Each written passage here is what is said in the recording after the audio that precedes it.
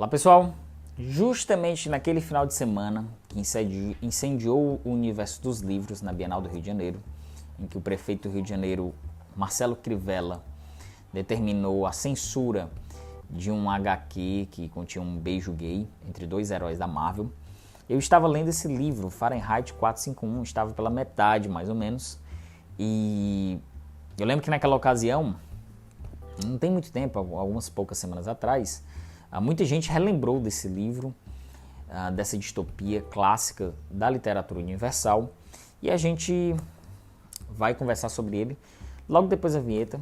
Se liga aí.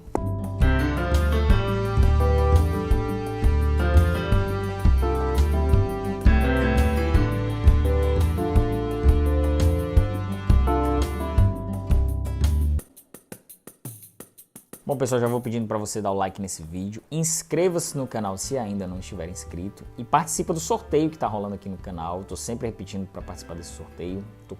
É um sorteio de todos os livros da coleção Exit, que é a leitura conjunta que nós estamos fazendo, que inclusive tem muitos elementos desse livro que a gente já discutiu nos nossos debates ao vivo aqui no YouTube, e também tem um grande clássico do Walter Hugo Mãe, O Filho de Mil Homens, autografado especialmente para o vencedor desse sorteio, então corre para participar. Aqui no link, aqui embaixo. Bom,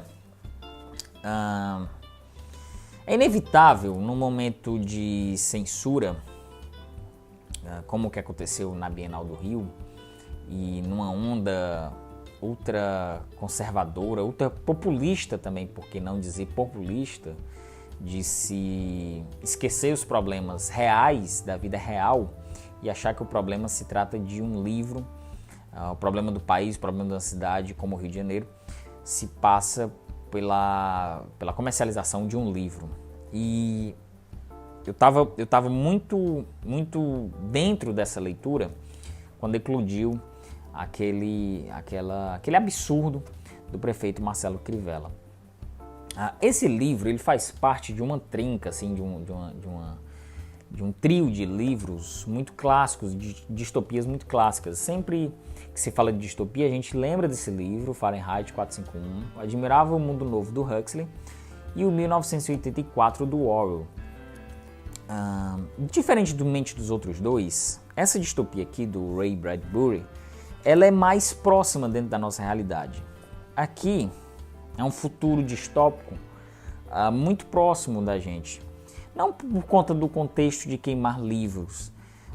Isso é uma prática que foi muito utilizada há alguns séculos atrás. E foi utilizada também no século passado pelo eixo nazismo e fascismo na Europa. Mas ele é muito próximo da gente no sentido de ambientação mesmo, uma realidade social presente dentro dos elementos que a gente já discute no cotidiano mesmo. No início do vídeo eu falei sobre a nossa leitura conjunta da coleção Exit, e existem muitos elementos que são discutidos lá, por exemplo, uma sociedade que não dorme, ou uma sociedade que se rende à publicidade, uma sociedade sem controle de seus dados, que os pensadores da atualidade, os pensadores de hoje, estão pensando nas saídas, nessas problemáticas, e que na década de 50 o Bradbury muito genialmente colocou dentro desse livro. Não só a questão de queimar livros, dos bombeiros queimando os livros, que no caso aqui, nessa sociedade, os bombeiros eles não apagam mais fogo, pelo contrário, eles são direcionados justamente a atear fogo nas bibliotecas pessoais, nas residências. Então recebe uma denúncia, recebe uma informação de que determinada residência tem uma pilha de livros, tem um estante de livros, e eles vão lá destruí-las. E aqui a gente tem nosso personagem principal, o Guy Montag, que é um bombeiro alienado, totalmente alienado, e que vive uma vida casado com uma esposa totalmente alienada dentro do sistema. Ele é um profissional público, um profissional do Corpo de Bombeiros. O Corpo de Bombeiros aqui tem uma função ainda estatal, como é hoje, é regido por uma instituição estatal. Então ele é um profissional alienado, e a esposa é uma cidadã mais alienada ainda dentro desse contexto. E o Montag ele tem uma epifania através de uma jovem adolescente chamada Clarice, que entra dentro do romance e começa a manter uma relação com ele, um diálogo sobre assuntos que ele achavam que eram proibidos se falar. Por exemplo, ela, vamos dizer assim, é uma garota problema e consegue trazer uma revelação a ele, uma luz à vida dele, que até então ele desconhecia ou não desconhecia totalmente, mas deixava sempre a ordem social sucumbir essa ideia de mundo, essa ideia desse trabalho alienado que ele fazia, que era tocar fogo nos livros. Então, basicamente, o mote é esse. E a partir dessa epifania, eu estou falando da epifania porque no sentido quase que divino mesmo, de uma revelação para ele, para a vida do Montag, de mudança mesmo de chave na cabeça, na psicologia do personagem, e que se desenrola todo o drama dele na tentativa de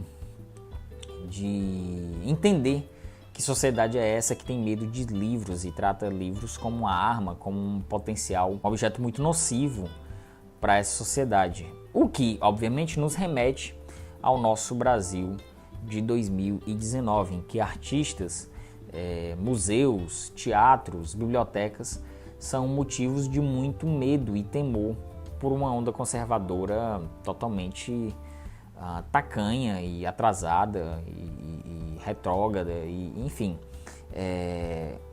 O Montag, aqui o Bradbury, na realidade, não o Montag, o nosso autor aqui, ele não faz um romance preocupado com a formação dos personagens.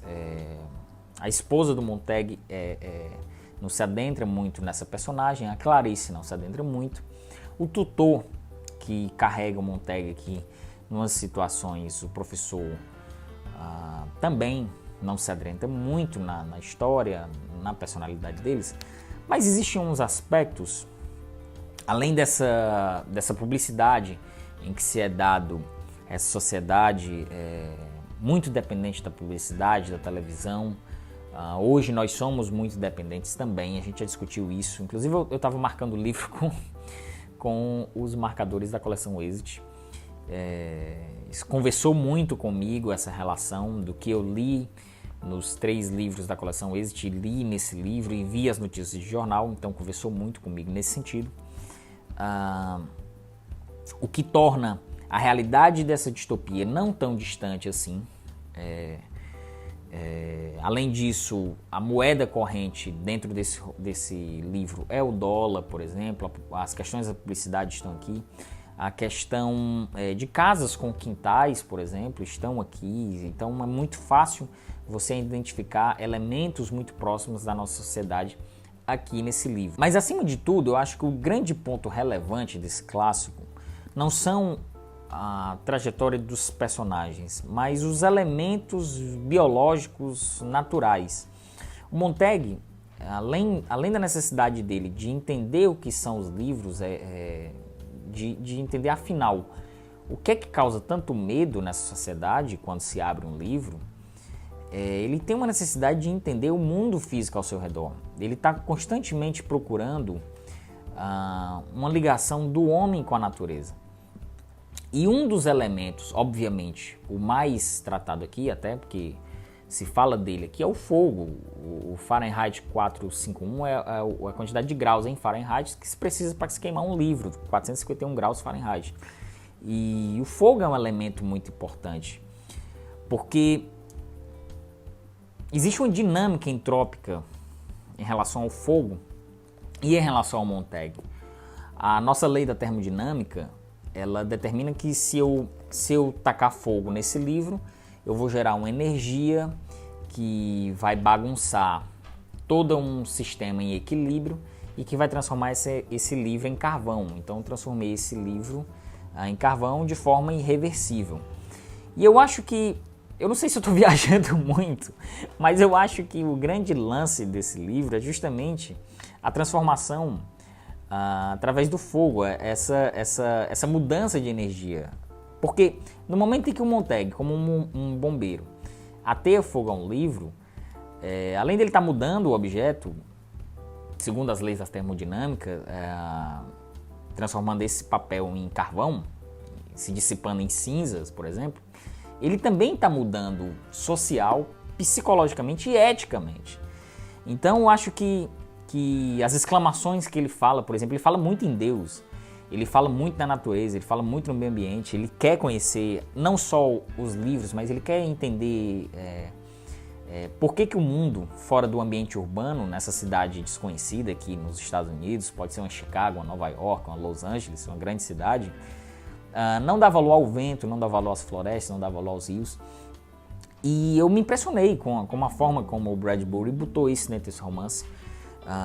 Para mim foi muito impactante isso, porque ele casa realmente com a nossa necessidade hoje, as relações do homem com o nosso ecossistema, do homem modificando, transformando a lei da termodinâmica numa prática. Quando você derruba uma árvore, você já derrubou aquela árvore e não tem volta. Por mais que uma empresa, por exemplo, sei lá, vou viajar aqui, a Vale do Rio Doce destrói uma floresta e rios, como no caso de Mariana e Brumadinho, por mais que se imponha uma multa, aquilo ali já modificou toda uma relação de equilíbrio entre natureza e espécies vivas e ecossistemas irreversível. E eu acho que existe isso nesse livro. Eu gostei muito desse livro. Por sinal, foi uma das melhores leituras que eu fiz desse ano. Um livro muito simples, muito rápido e curto. E muito bom de ler. Existe um carisma assim nesse personagem, apesar de que eu ressalto que ele não se adentra muito dentro da formação desses personagens, mas existe um carisma dentro do Montag, que eu acho que é um carisma de que quem gosta de ler fica torcendo para que ele realmente acorde para a vida e pare de queimar livros, né?